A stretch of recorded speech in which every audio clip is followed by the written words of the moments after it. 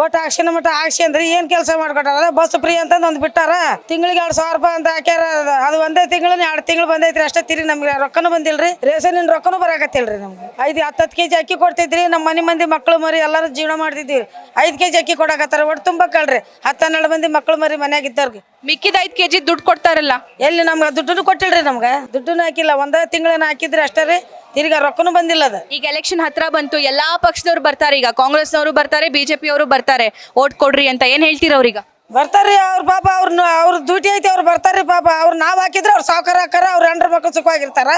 ನಾವು ಬೀದಿ ಅಲಿತೀವ್ರಿ ನಾವು ನಮಗೆ ಮಾಡೋದು ಏನ್ ಮಾಡ್ಯಾರ್ರಿ ನೆಟ್ಟಗ್ರ ಒಂದು ಕುಡಿಯಕ್ಕೆ ನೀರ್ ಸತ ನೆಟ್ಟಗಿಲ್ರಿ